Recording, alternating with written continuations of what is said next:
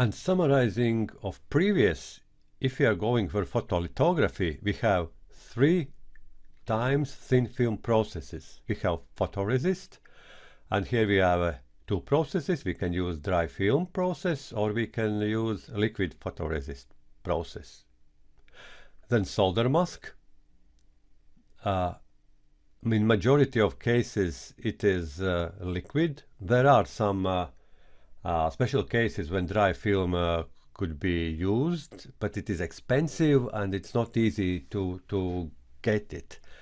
That's solder mask. So there is only a liquid type of photoresist process. Solder mask also is photoresist, different type. And silk screen, if you want the prints and look your PCB really professional, you can do a silk screen. And again, you cover screen and then you just expose. You cover screen with some photoresist ink and then expose. Typically epoxy ink, and then you expose with UV lights, and only letters what you expose will stay. Rest of that you clean it afterwards in development process. We rarely use a silk screen for prototyping. Somehow you know your design so well that you can do it without it. But in a factory, I always using the silk screen. It's really easy to work when you have some legend on a PCB. And now we are coming to spin coating, because as long as we have 3 times thin film process and our quality depends on that thin film quality, you should introduce some process what is repeatable when you cover that PCB, and you see that all your success depends on a way or process how to apply thin film on your PCB. And this is a moment when we are going to term spin coating. And here in Wikipedia is definition of spin coating. Spin coating is a procedure used to deposit uniform thin film onto flat substrate. PCB is a flat substrate. Usually a small amount of coating material in liquid form is applied on the center of the substrate, which is either spinning at low speed or not spinning at all. The substrate then rotates at speed up to 10,000 RPMs to spread the coating material by centrifugal force. Machine used to spin coating is called spin coater or simple spinner.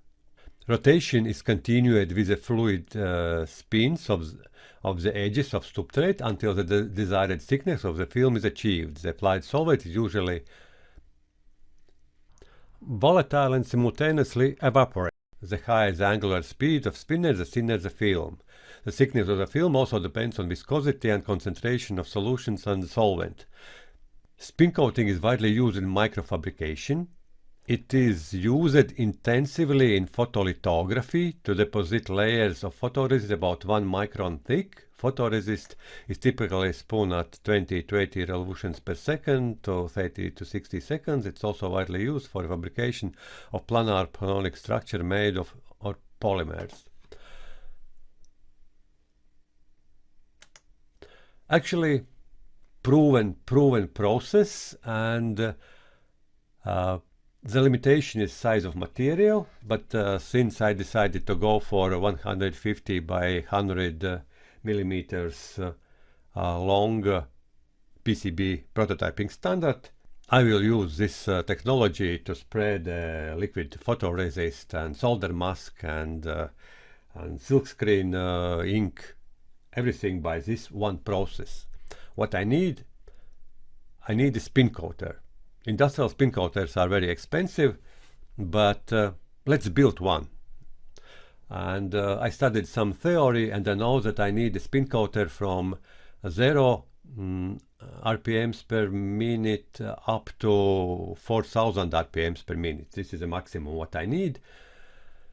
And if we think where we can get the components, there's a very well-established industry called drones, and there's a spinning elements of propeller, and we can take everything from the drone industry and build a simple spin coater.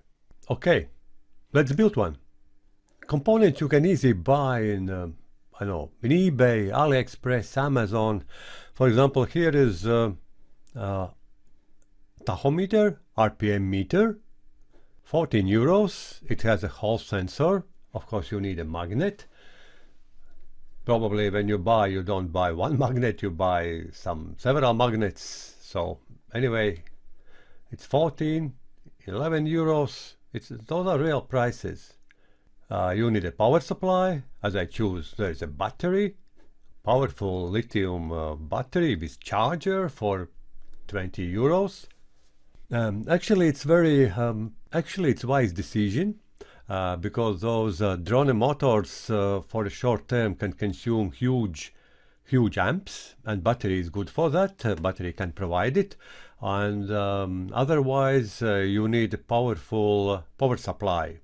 I would say about 20 amps for 12 volts minimum, even more. But with battery it's very easy, and it's autonomous. And when you start to operate, it's so easy. This battery can handle practically all day operation. You can cover about 20-40 boards before you start to see that maximum RPMs is not available anymore, and you need to charge it in an hour or in 2 hours. You can charge it. Anyway, it's more than sufficient to use a battery. And then you need a brushless motor driver, and when we go to drone industry, 6 euros. Jesus, 1 kilowatt capable. No, short time, of course. But anyway, with RPM regulation, Jesus, the mass production in drone industry, it's a volume production. What is doing with the price? 7 euros. And it's a good device, really good device, and it provides everything what you need. And of course, you need a motor. And about the motors, you should educate yourself. For example, you should understand that meaning of 360 kV, as those are not kilowatts, or those are not other things. Actually, those are RPMs per 1 volt applied. When you apply 1 volt, that RPMs are 360. And this motor is a large, you have a radius is a large, they have a large torque, and you need a large torque. You don't need a super high RPMs, you need a large torque and capability to work from 12 volts. This is the right motor, so this 5010 is a perfect. Also, it is easy to secure. You don't need some special attachments. There's just 4 holes, and you make some right adapter, and it works. Here I made number of adapters to secure it. This one is the most important. This is for that motor, and you can see those 5 small holes. Those are in the center, and larger holes to secure the main disc or the main rotation element.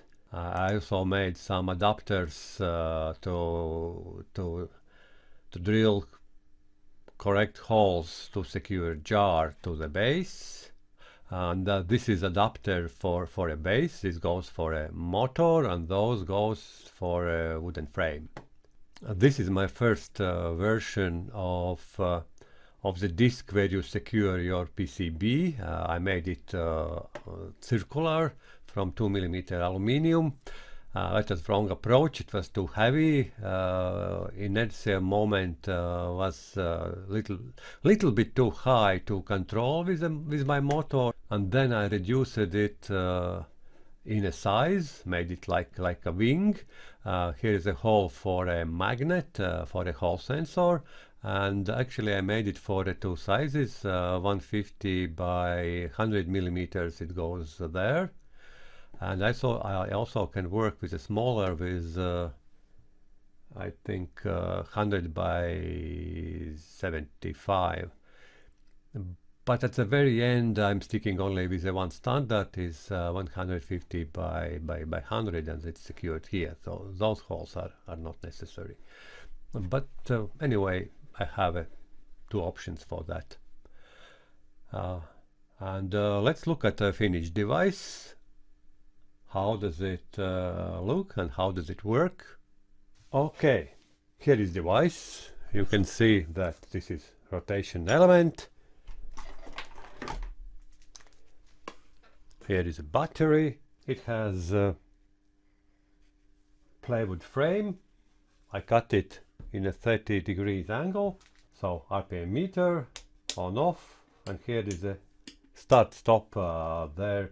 I was amazed that a drone driver has a start stop mechanism, and here you can regulate RPMs.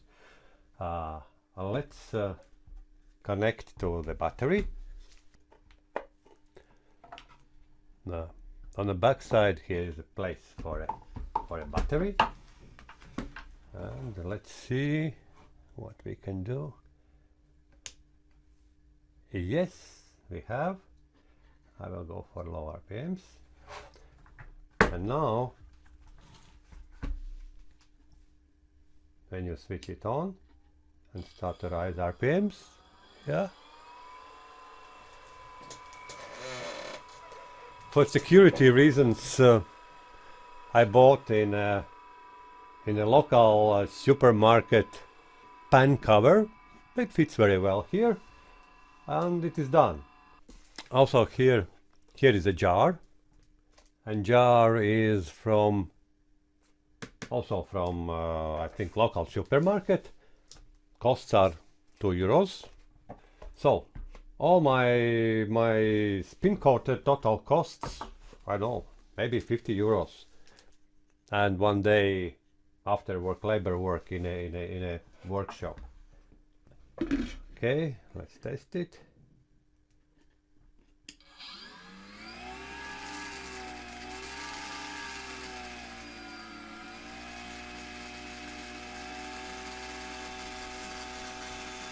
And you can see it's already 4,000 RPMs. Pretty easy working. I need to elaborate a little bit that paper cover. And you can see these brakes are working excellent. I really like it.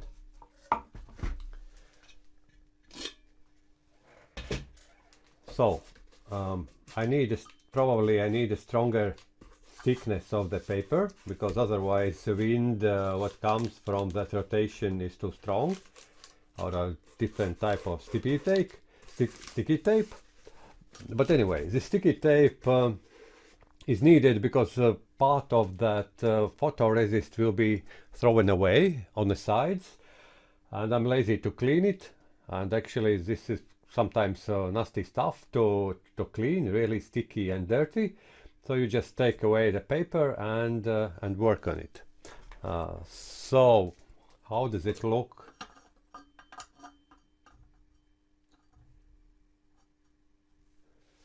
With a PCB. PCB is secured with the 4 screws, and of course for security reasons I always work with a cover. And that's it. Let's test it on a fly. How it will work. Okay, let's do a test. Here I have my pen cover, my battery. Let's check, is it working?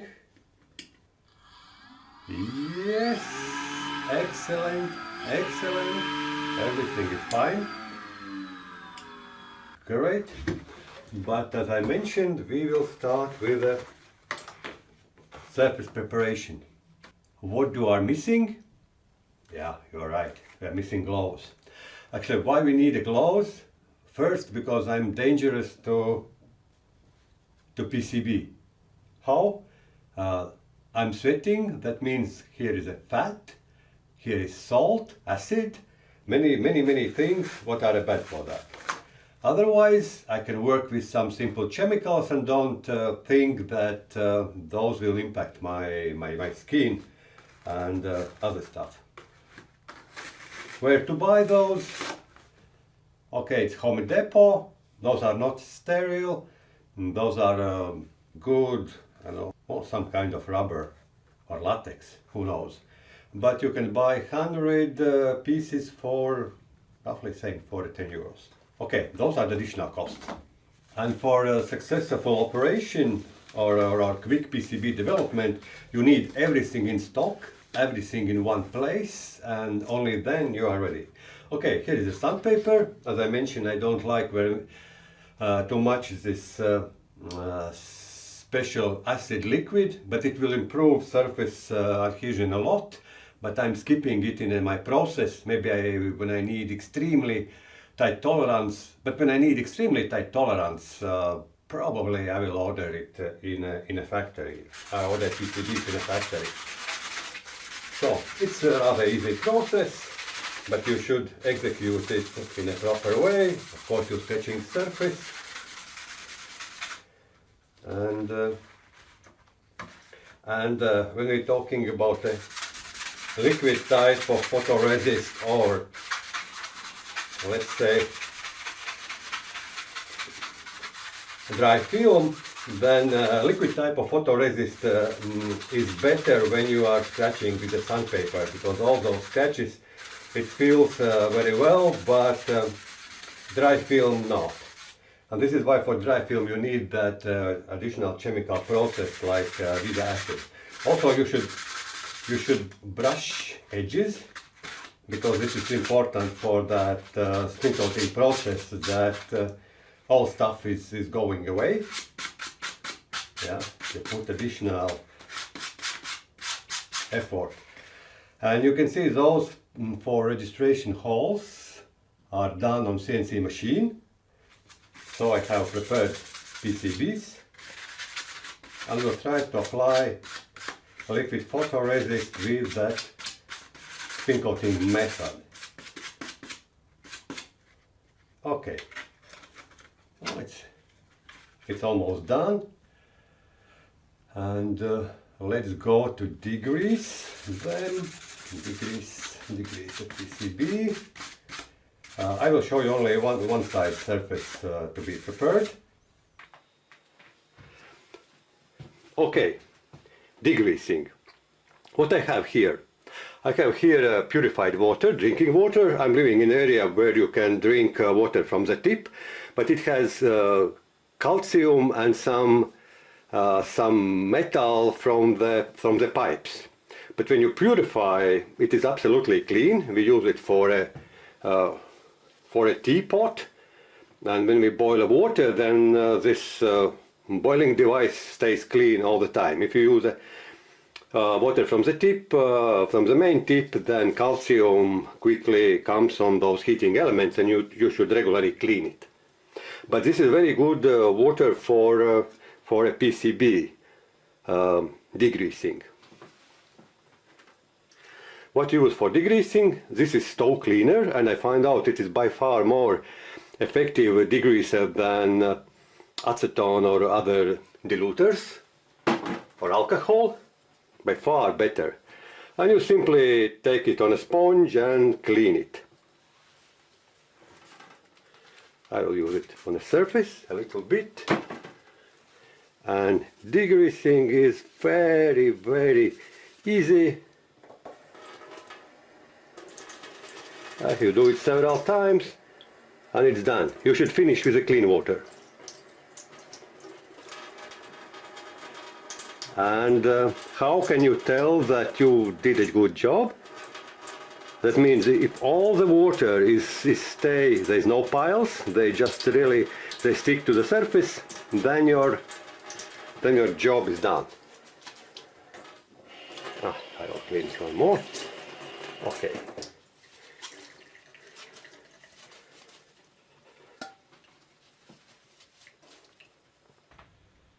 So keep gloves on, and don't clean with a towel, because towel contains a lot of small particles invisible for eye. You should dry it with an air dryer, or put in or leave it for some time to dry, to completely dry.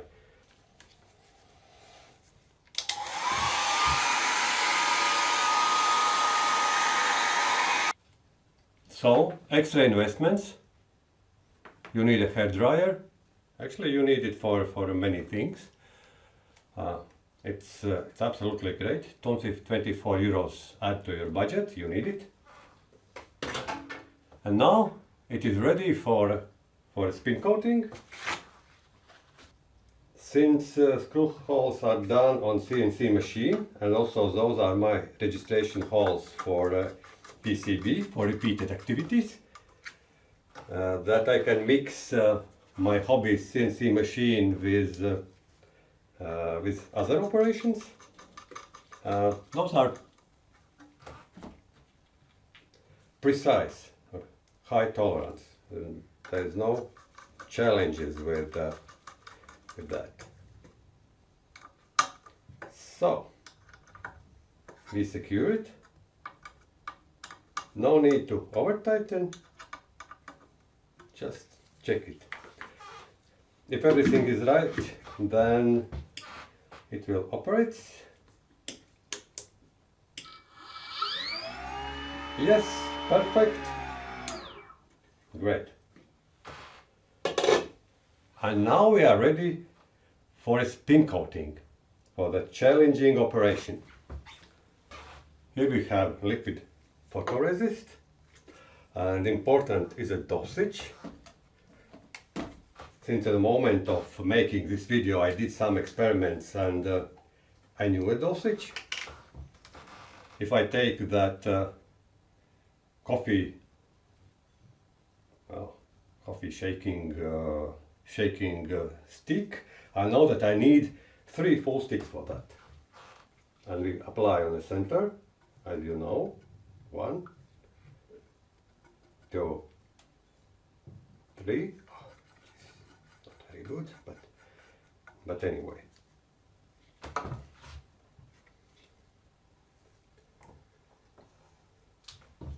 And let's see how it will go.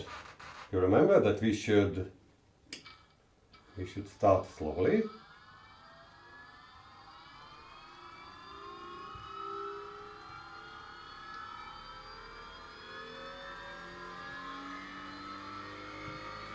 And then go to maximum for about 30 seconds.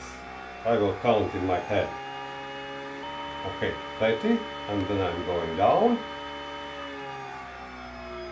Process is finished, and you can see that all area is covered, and also there is a stuff around it. Now we need to dry it in an oven for 10 minutes at 50 degrees, if you remember what we learned from this document, and it is an important step. I will put in oven to dry, and then we inspect final result. We put a minimum fan, and let's say, okay, it's not important. We will leave it for certain minutes here.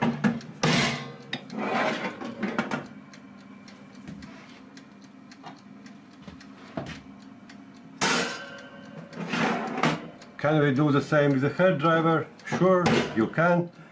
But then you should operate by yourself. Here is automatic. Okay, let's leave it for 10 minutes. Okay, here will be another experiment. I did drying with hair dryer, and I raised the temperature for the previous experiment. Now I will cool it down. I will just leave it to rotate for several minutes at other kind of safe RPMs. It will operate and it will cool down, and then we watch what quality of film we can get if we working at a room temperature, because it is changing evaporation speed. So here also is some process what you should understand and then operate it. Temperature, viscosity, RPMs. So we should operate at room temperature. Typically all experiments are set for 20-25 degrees environmental temperature. When you have it higher, you should take it in account. Okay, let's leave it for a minute. Okay, now it's cooled down to room temperature. And let's make another experiment. What will happen if there is not sufficient photoresist on it? Probably you cover only part of that, but it's not a problem. Mostly because you are not operating on a full surface. There is some technical edges and you use it what you have. So it's absolutely no problem.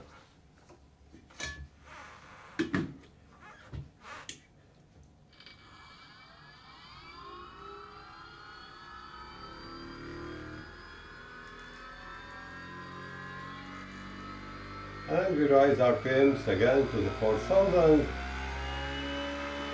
This board is not so well centered, there is high vibrations, but this you should accept. In majority of the cases it doesn't make problems for you. You just keep a little bit and push with the hands and that's it. System has a low vibration, but those PCB boards are not cut precisely. Those are cut on a simple machine and deviation is about a millimeter at least. When you're going with high RPMs, that much difference is adding some vibrations additionally. This is why you need screws. It will be even difficult to keep it with a vacuum sometimes.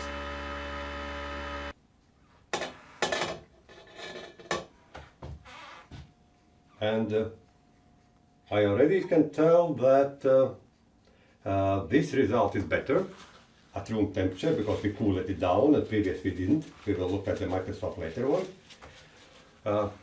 This unit I will dry with RPMs. I will put some, I don't know, some low RPMs and it will dry in a room temperature. You need a longer time, probably some 15-20 minutes. You can use a hair dryer for that or build another, I don't know, box and use a conventional room heater. No, for example, you can use such conventional room heater. It costs are €8 and you put it in a box and a box makes some holder and then you can dry it in 50 degrees as well. Pretty efficient, you can dry large volumes, but since we don't have a large volumes, I don't care about it. But anyway, it's nevertheless it's a technological process you can easily overcome with the simple solutions. Okay, what we can see, the film is almost perfect, it's in layer, there are my fingers, I can be more cautious about it, and it's better to take it like that, not like that, because this is definitely a technological area, but anyway, those are my fingers. If I leave it for some time for rotation, probably I will get it better. But perfect, even thin film, it is a repeatable process.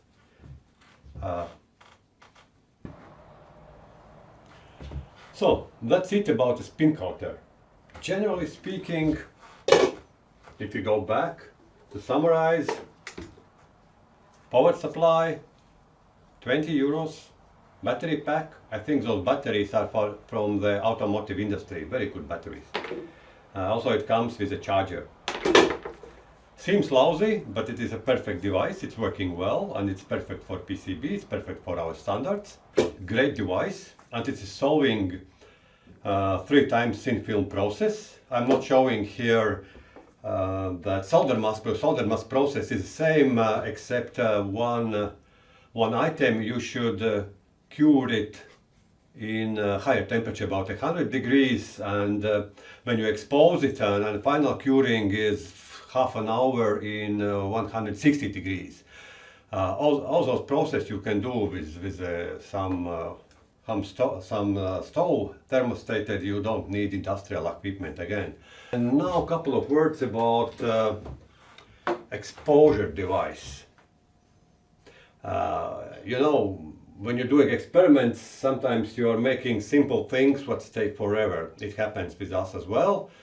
And how does it look? You may laugh, but we decided that we'll stick with that. Probably later we will buy some with a vacuum, but it takes a lot of space. And since we are doing this prototyping, no, roughly saying once a month, do we need it? Good question. Okay, by far, often we are doing some experiments with the speakers, and those are mobile speakers. And we set our development UV exposure device based on that, on the height of the speakers. If you place two of them,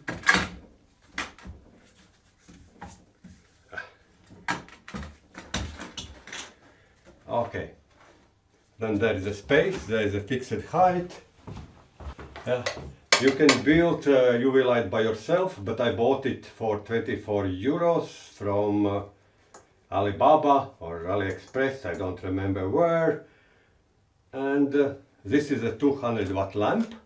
It's perfect, it's powerful, and how to secure it.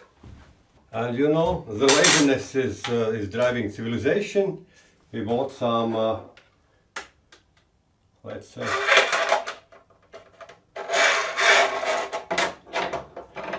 such kind of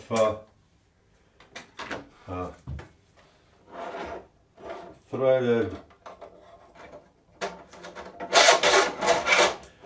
some kind of, I don't know, those threaded metal parts. Also, I don't know, about €1 per one.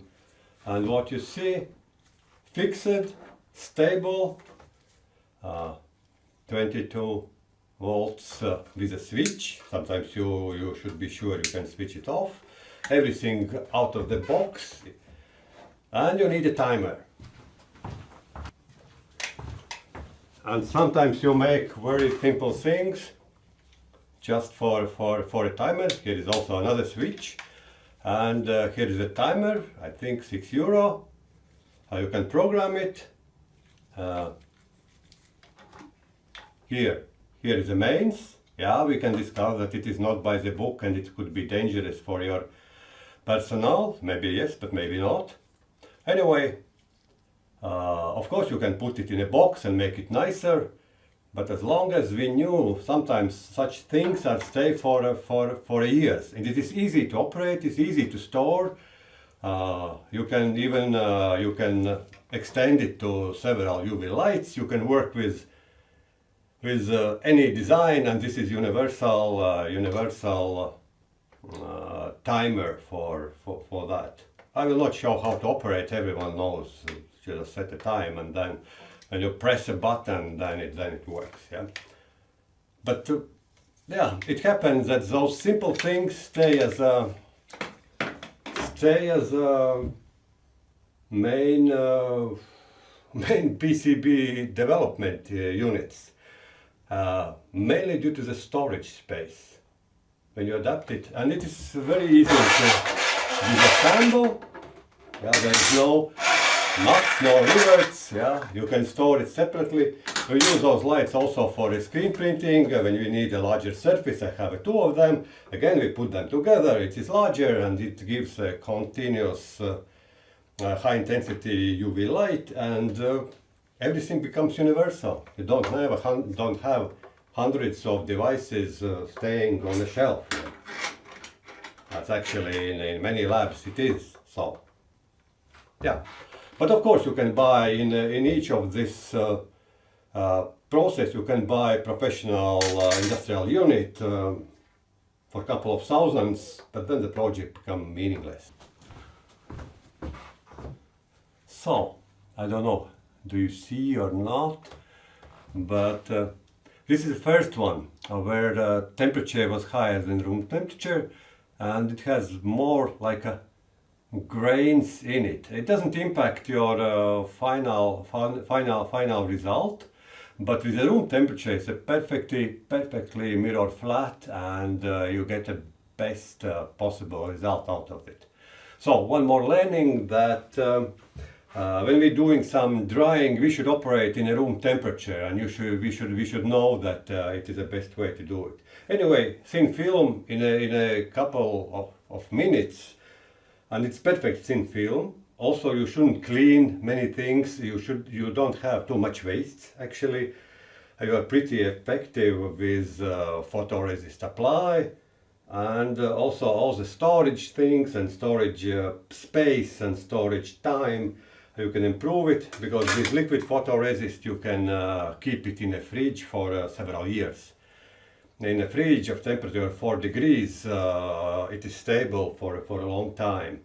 And here is 100 grams, and you can make about 40 PCB surfaces. 6 euros, broadly available, mostly from China. You can get in large quantities. What else is worth mentioning? Here I did experiments. When I find out that we are talking about seconds, not minutes, as I told at the beginning, and here is a simple method how to expose it. What you do, you start from this part, like 5 seconds, another 5 seconds, another 5 seconds, another 5 seconds. The highest stripe is exposed all the time.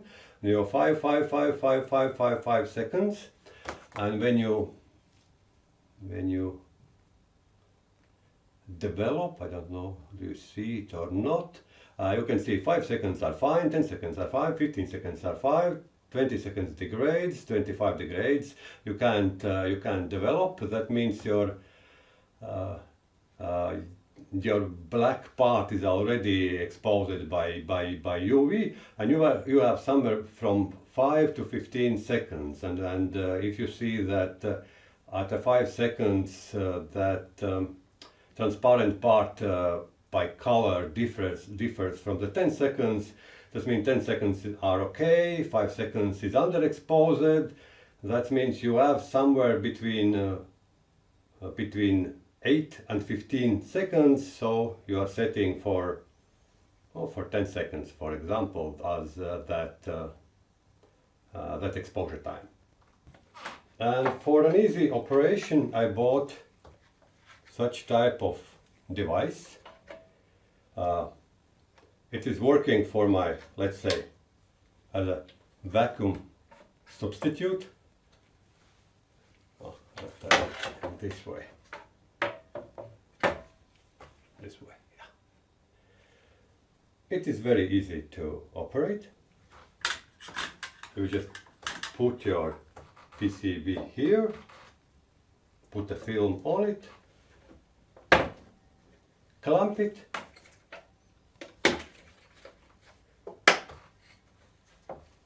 and it has a high pressure. It also is a strong mirror, and I bought it from photo appliances shop, and it's meant for film transfer to something, or something transferred to film, I don't know, where you need a good contact, and it fits very well in my project. I can do one side, double side. It's always very well pressed, mechanically pressed, and yeah, the simple device costs are about 50 euro, but it's very well made from Germany. And honestly saying, I'm happy with that. And one more final touch. I will now clean my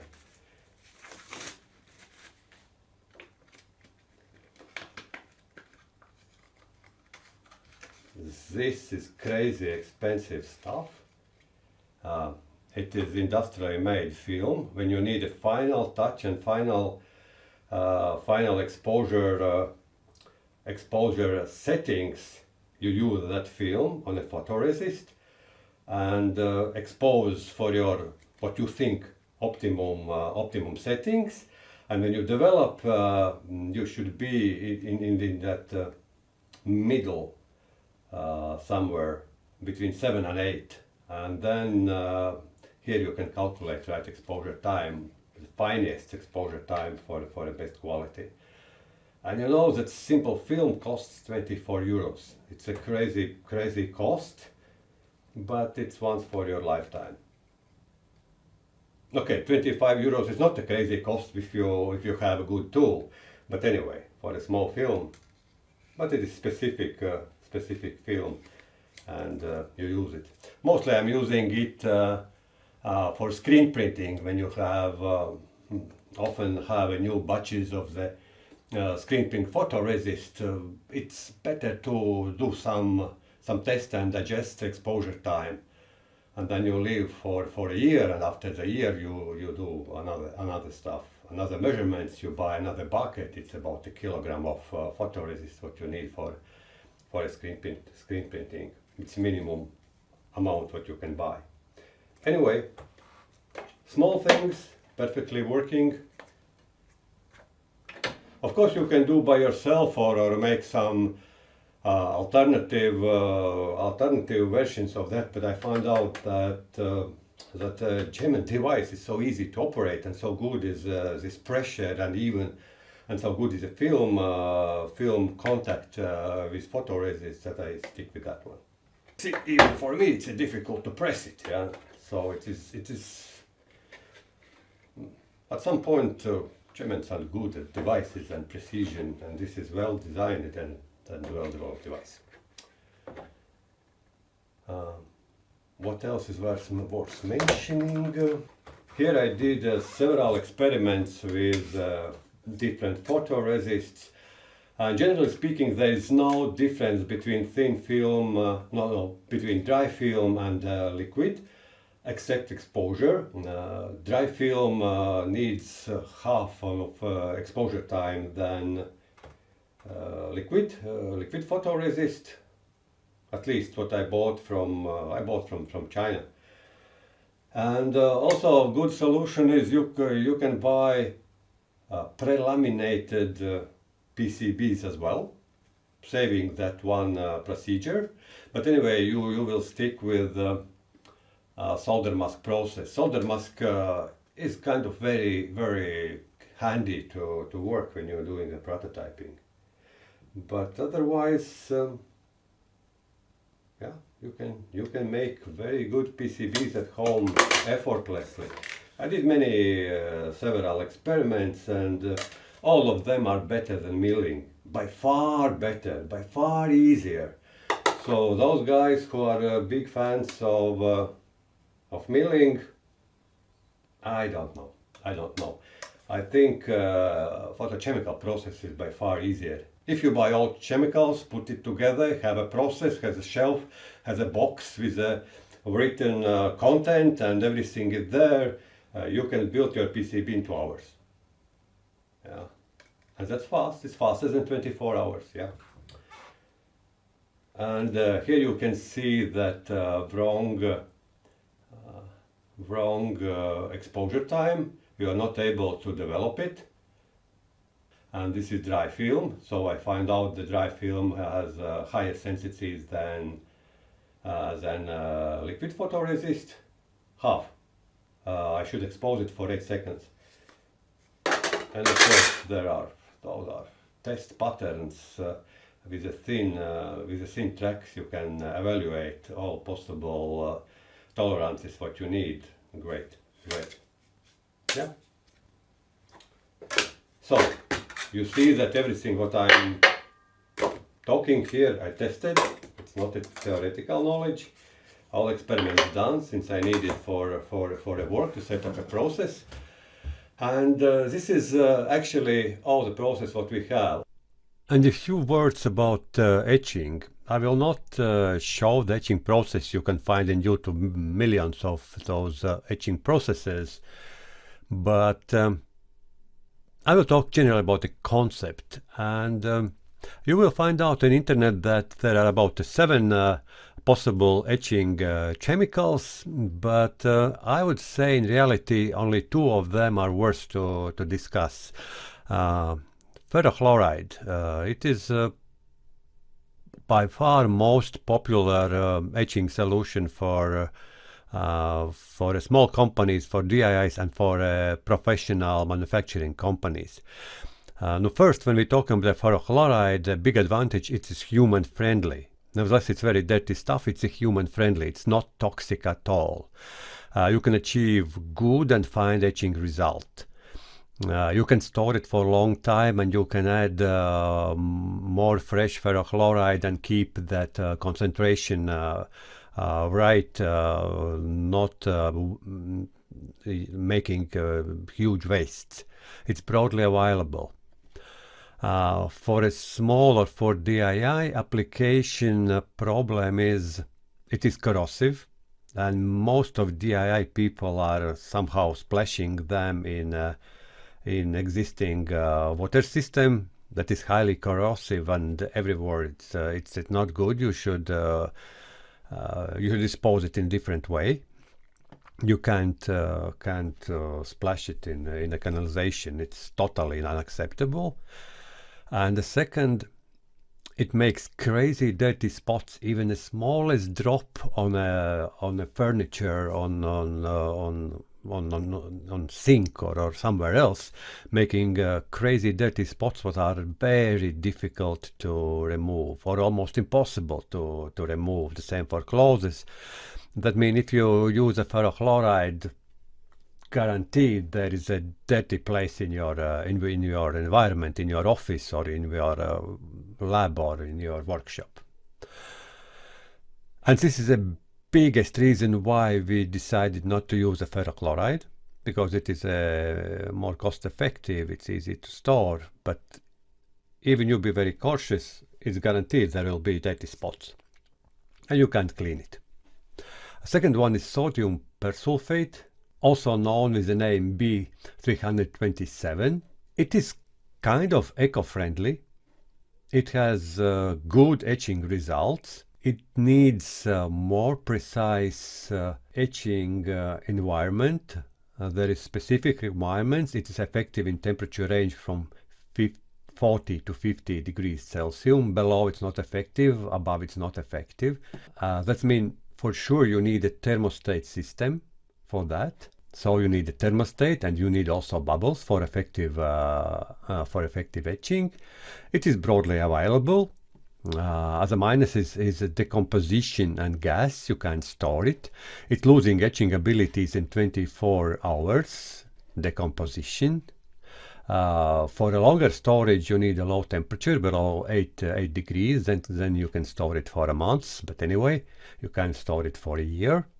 It's also corrosive, and it continuously there is some gas going out, and that's mean in prepared etching solution, when you dilute it with the water, you can't store it. That means all your etching solution should be disposed after you develop your PCB. Sodium persulfate is a white powder, and you can store it for a very long time. But once you put this to mix it with the water, that's gone. And we decided to go for this sodium persulfate B327 solution. No spots, clean environment, and we can do it outdoor. We have such option, and it is much cleaner solution. What are associated costs with our decision? Yes, you need a special development tank with a thermostat. Here is one from Amazon, but you can buy it about 100 euros or 100 USD. Input voltage 220 volts, but you can see here is American connectors. You should replace them. It really works from 220 volts. This is fish tank compressor for bubbles. This is fish tank heater. You can build it by yourself if you don't want to pay 100 euros. But as we were talking about a 500 euro budget, I put it in, and I'm happy with that. Generally, it's a plexiglass like a tank, and easy to work. So you need a specialized tank when you decide to go for sodium persulfate. Yeah, additional costs immediately. With ferrochloride, you have many alternatives for that. The cheapest solution what I have found for chemicals is sodium persulfate, 250 grams. This is what you need for one etching case. I saw prices of 6 euros and 10 euros for the same amount. There is some Polish company selling it. Also, you can buy very cheap ferrochloride. Actually, when we're talking about chemicals for etching, prices are neglectable if you're comparing the time and savings and other stuff. And how to use it: dissolve 250 grams in a half a liter at a temperature of 50 degrees Celsius, and etching at between 40 degrees Celsius to 50 degrees Celsius. And I tested this etching tank, and etching tank keeps constant temperature 45 degrees, and etching result is amazing. Bath movement is done by bubbles from the bottom using that fish tank compressor. I don't know, this compressor price also is maybe 6 euros, okay. And here is what I mentioned: the etching solution must not be stored in hermetically sealed container due to the risk of developing overpressure and cracks. So in this process there is some gas releasing, and you should be ready for that. So normally one package for one etching case, that means you should add to your PCB development 2 euros each time you do something. Yeah. But again, comparing to time, it's neglectable costs, peanuts.